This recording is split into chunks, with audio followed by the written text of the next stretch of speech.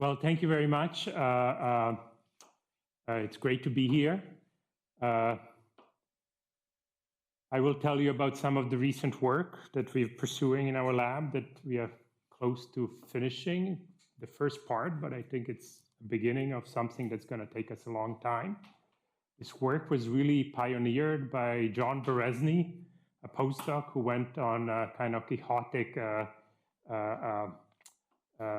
quest to complete these experiments, and there's many other people who have helped out. So again, I should also say it's great to be here. Thank you for the invitation. And so there's a lot of data. So what do I want to say as an introduction? Biology does extremely complicated things, something like this, right? But you know, and we've heard some of complex biological processes that occur, and they are mainly driven by creating, sculpting thin sheets and folding them.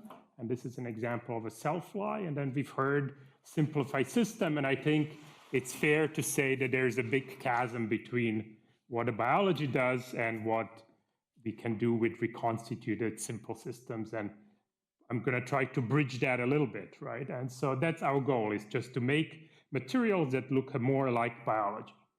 And that's my introduction. So you should, by the way, all ask questions, especially clarifying questions. Everybody can ask questions. We can't get 3 questions maximum, so save them. Okay. So our basic system is microtubules, long rods, very much like this. They're stabilized. They don't go undergo turnover by GMP CPP. The other component is kinesin motors.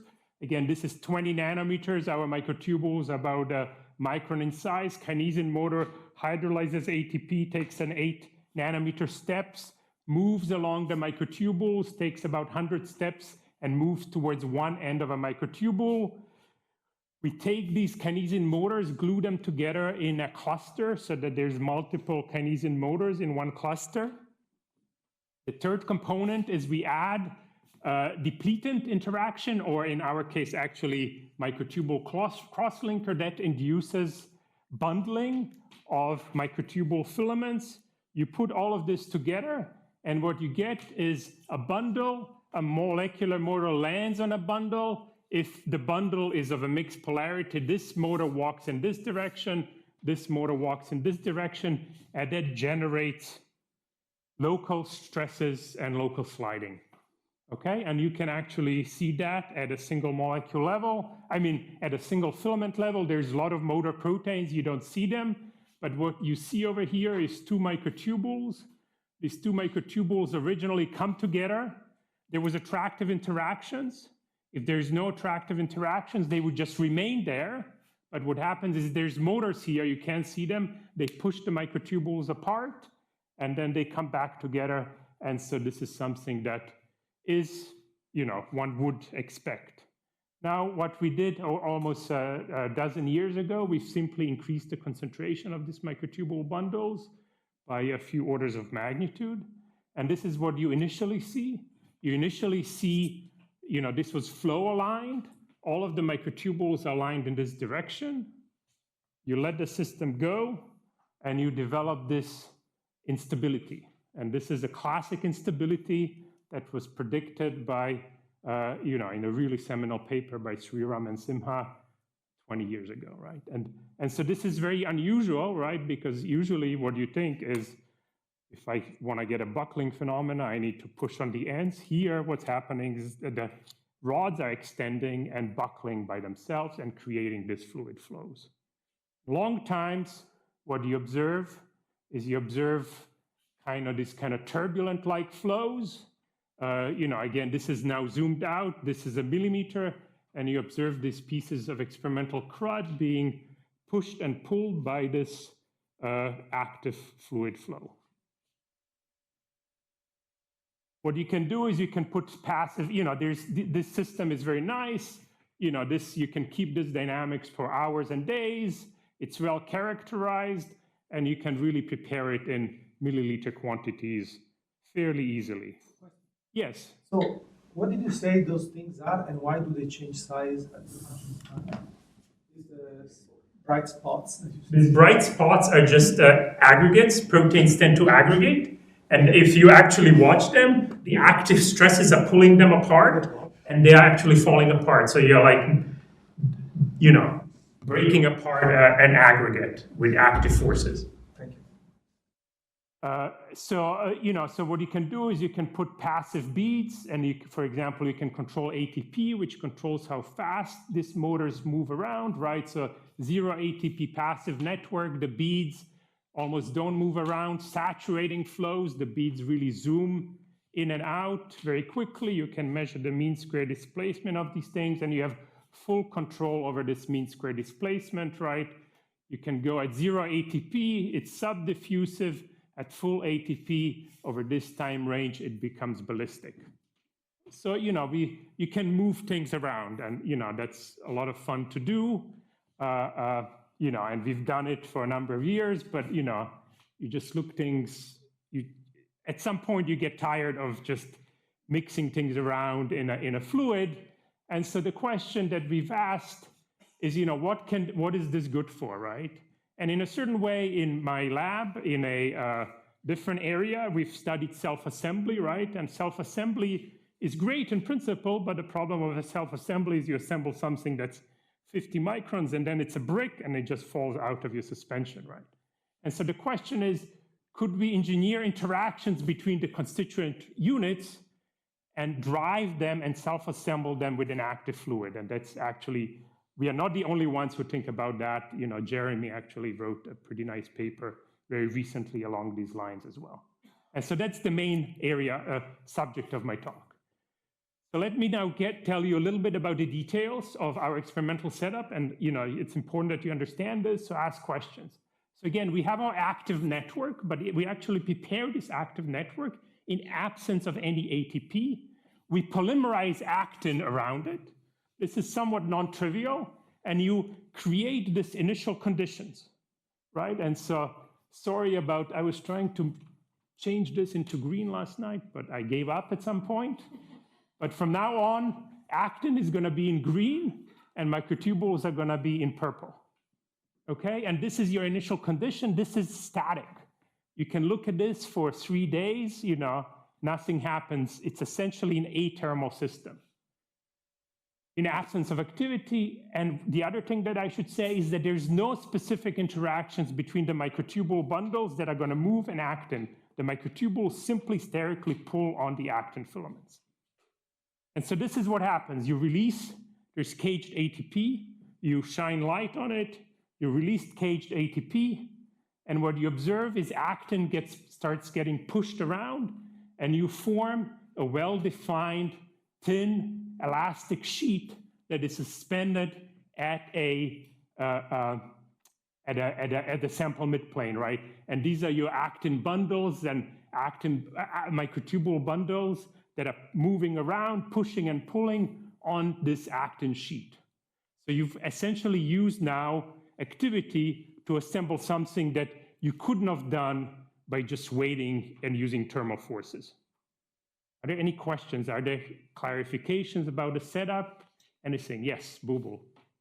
So originally they're completely mixed up, right? Yes. And then that's essential to yes, start with. and that's static, nothing's Yes. happening. And then as you turn this on, I think you've looked at the timescales it takes to get to. Yes, I will talk about all of that. So this is about a few hundred microns to show you, you know, here in this movie, we just show the actin filaments, and you can see these actin filaments really form a very well-defined thin sheet that is being thermalized by the active driving of the active fluid. Yes? Do you still have depletion forces holding? No, this is actually, there's a little detail here. The depletion forces killed this because the depletion forces would actually induce actin microtubule bundling. So we replaced the depletion force with a PRC1, which is a specific microtubule crosslinker that tightly crosslinks but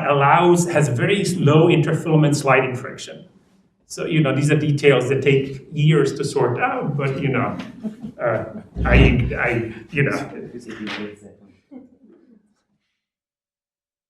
Yes. How long are the actin filaments here? How long do you want them? So do they entangle in this?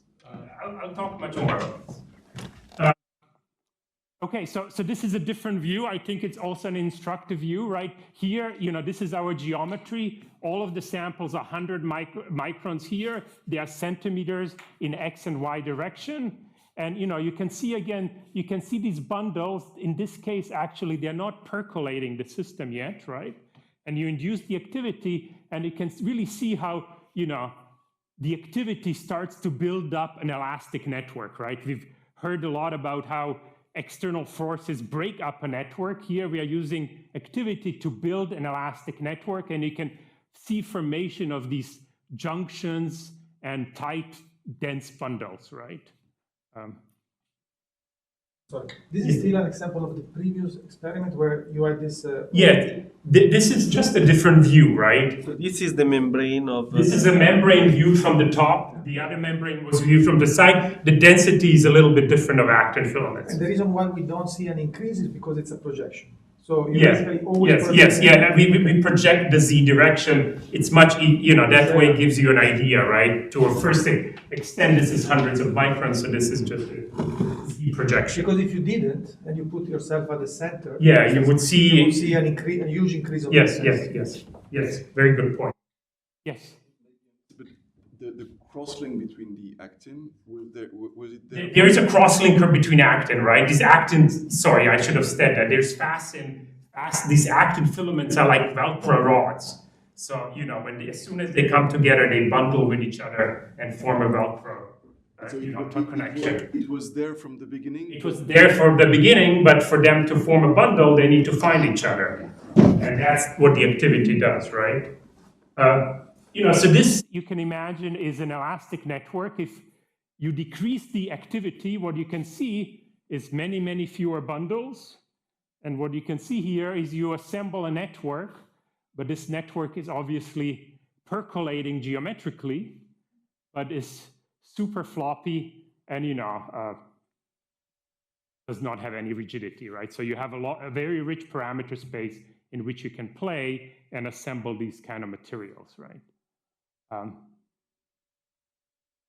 let me tell you a little bit about, how we are going about quantifying the system, right?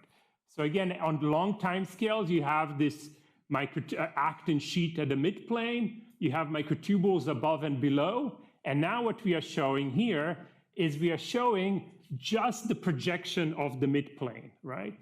And so in the beginning, it's a little bit funny, and in this case, we actually start under conditions, and you can do that by changing the fasten concentration where the actin is not initially bundled, right? So the actin is just isotropic individual filaments, right? Because there's not enough bundling, there's not enough fasten there, right? And so what happens is this is hours, minutes, and you can see initially the system is entirely fluidized, and over several hours, you actually start to assemble a bundle by itself, right? Because what has to happen is that, the actin, for the bundle to appear, the actin needs to presumably really align with one another, and that takes time. And in in thermal equilibrium, this will never happen, but the activity speeds that out. But this thing is being mixed, and at some point you start to create a bundle, and then you notice a noticeable slowdown in the velocity. And we attribute that to the fact that you're now assembling an elastic network. The elastic network has the elasticity, the microtubules are now pushing onto a passive stress, and that slows them down, right? So in general, there is few regimes, right? So here I'm plotting a bunch of things. I think this is my densest sample, right? This is the intensity coefficient variance, right? That tells you if it's 0, that means actin is uniform everywhere, but increases over time. That means I'm creating a more porous network. And then you can see the thickness, right, starts to decrease. What you can see over the first 2 hours, the sample is very uniform. And then at some point, the thickness starts to decrease rapidly. That means you're increasing actin, increasing the elasticity probably. The velocity speeds down, and then you have the buildup of the elasticity, the buildup of the network, and then you get into the long-range steady state velocity, right? Here you can see, again, this is the exterior microtubules. They are very poorly correlated. This is the velocity correlations between the drive and the elastic sheet. There's almost no correlation in the velocity between what's inside the network and what's outside the network. There's some microtubules in the sheet, and they are, of course, advected by the sheet. And there's a high correlation between the microtubules in the sheet. There is some microtubules in there. Are there any questions about this? The mean velocity of No, this is the we measure the velocity field and we correlate the velocity fields. So there's three regimes. You know, if we start with the bundling, we can escape this regime. But first, activity fluidizes the viscoelastic actin. In the regime 2, you start building actin bundles, which form networks, which leads to elasticity buildup. Of course, to get a contraction, you need to get the elasticity buildup, and then you get these driven dynamics of these thermalized elastic membranes. Yes? So am I just seeing this, or it looks to me like when you have if I look at the middle plot, right? Yes. You have the actin is now in a solid. Then the microtubule interior velocities develop sort of a different kind of correlation. Yes, they are Fluctuations of the velocity because they are actually in the middle of this. Yeah. That's shown over here, right? Is, for example, here I have the velocity correlation function. Yes. This is my external drive. It's of the order of tens of microns, and it doesn't change over the range of the experiment. This is the response of an elastic sheet. The response is hundreds of microns, and it increases over time, right? And that's something that we don't understand. So, you know, one thing that you will notice is that these things actually exhibit thermalized out-of-plane bending motions, right? And this is something that people have studied to great extent, you know, motivated by graphene. David Nelson has done a lot of work like that. And so here you have a non-equilibrium elastic sheet that's driven by some noise, right? Yes. Oh, okay, so I think maybe that last word was key. You said thermalized. Do you Yeah, mean no, thermal-like? Thermal-like, right? I mean, yes. Of course, this, if I kill the activity, this thing is just totally frozen. It's just like when we, you know, pass away, right? You know. So what can you do, right? Is you can describe the deformations of this, you know, so something that you should know, and probably you guys know better than me, is that, you know, the stretching modulus of a thin elastic sheet scales with the thickness of the sheet. The bending modulus scales as the thickness cubed of the sheet. So if I have very, very thin sheet, it's very easy to bend it. It's much harder to stretch it. And so the strain of a 2D elastic sheet is over here, and it can be divided into in-plane deformations and height deformations over here, right? And so if you have a very thin sheet, you want to keep this constant, and the way you can keep this constant is to to have in-plane deformation that would compensate for out-of-plane buckling, and that would lead to a pure bending deformation without any stretching deformation. And so we can do that in our system, right? Is we can measure the height of the membrane over here. We can also do in-plane strain displacement. This is the displacement field, and from there we can find the strains, and we can calculate these components, in particular this component and this component, right? And this is what we see initially, right?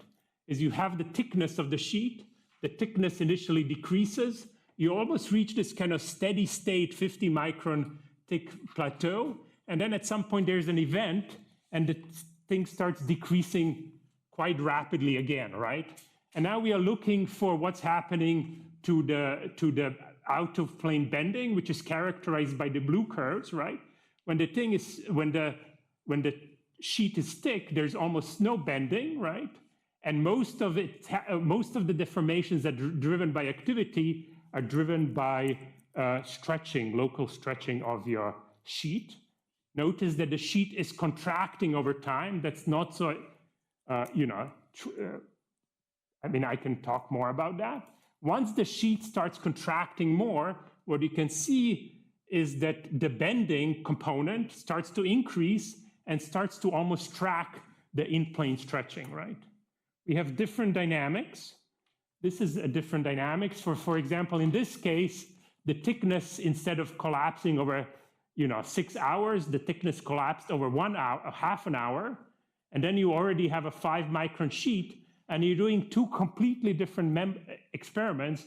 You're measuring the bending, which is a different image analysis, and you're doing the in-plane displacement, and you can see that these essentially quantitatively track one another. And so this really is a tin-like membrane in certain cases when it's below tens of microns. Yes? The boundary conditions of the system. Complicated. But you can make them, depends if you use optical glue or, So the I'll tell a little bit more about that. The other boundary, ask me again. Any other questions? 3, no questions? Saving your questions for... It's disappointing. No, it's okay. It's the inflation. Okay. No, Zvonimir, you got him on a day when he's talking, so he's not asking questions before his talk. Yeah. I didn't quite get a clear idea of what role that's playing. The polymer, you mean the microtubules, right? No, you had Yeah, so sorry, I was a little bit, there's no polymer in this case. There is specific microtubule cross-linkers that induce microtubule bundling. There's no depletant. I should have corrected, yes. Microtubules are bundled with a passive cross-linker and with it's a different type of a cross-linker. So what happens Is that actually the nature of this quench, this is a very slow quench, this is a very fast quench, and what we believe is that the nature of the slow quench leads to the really kind of unusual emergent dynamics. So this is now... It's how you feed the ATP, or what is quench? This is biology, right? Depends on your, the way you purify the protein. Is it batch X, batch Y, the student who purified the protein, things like that, right? wind from the west, wind from the east. So this is now really scaled up. Everything I was talking so far was 400 nanometers. This is now millimeters, right?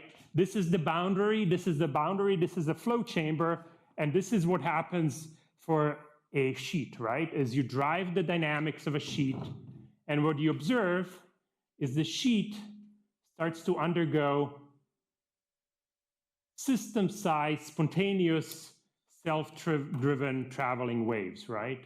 Again, this is the boundary, so that answers your question here. There's different boundary conditions that are way out there and there.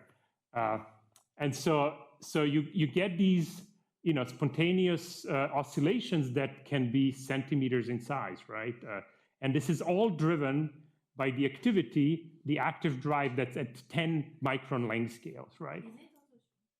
It is shrinking, yes. That's why in the previous slide you saw that the strain tensor was also shrinking, right? You can also see these wrinkling patterns, right? We heard some talks about the wrinkling patterns because the strains are so large in the system, right?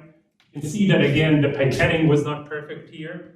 The system is a little bit more floppy here, right? So, again, and now the system dies and it starts to slowly relax, but not quite, it's kind of stuck in this permanent state, right? Yes? I just missed it. Is there a particular reason for your orientation of your sheet as compared to the thickness of your sheet? Yeah, so in this direction, this is maybe a few millimeters, and in this direction, it's probably centimeters, right? So there's a geometry imposes a external asymmetry. And as compared to your sample, I mean, if you prepare your system in a sample, is it evenly geometrical, whatever cube? Or? No, this is 100 micron thick. Okay. right? So this is a quasi two-dimensional chamber, and this contracts the sample mid-plane. Yes? So I don't understand why you form a sheet. Why wouldn't you form just a ball? Because it's anisotropic, and what you need to do to contract is you need to percolate, and you much quicker percolate in Z direction than in X and Y direction, right? So it's just a geometry. You're contracting in this direction, right? I mean, this move hundreds of microns, and one of the reasons why it contracts is because you have fluctuations, right? Non-terminal fluctuations lead to that contraction. But here's the initially asymmetry.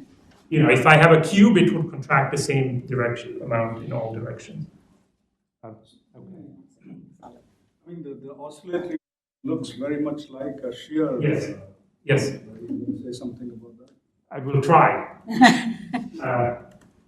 You know, so what controls this self-organized traveling wave? So one thing that we did, for example, is we changed how much crosslinker there is, right? So in this case, no crosslinker. You're just creating a fluid. It stays a fluid for a long time. Here we have very, very few crosslinker. But what you observe is you create a very heterogeneous network on very, very, very long time scales, right? You know, if I go to, you know, there's no oscillations. This is kind of just below the critical point or below the transition point. You create a network faster. It's still pretty heterogeneous, but you can see that the deformations are localized, right? And then in these conditions, right, if I increase the crosslinker, very quickly you develop a spontaneous shear traveling wave, right? So what we believe is happening is that somehow this onset of the shear waves is connected to the onset of rigidity, right? Because you need to assemble a rigid sheet to create these oscillating waves, but you can't have a sheet that's way too rigid because, you know, then the stresses are not matched and the amplitude of oscillations decreases, right? Yes.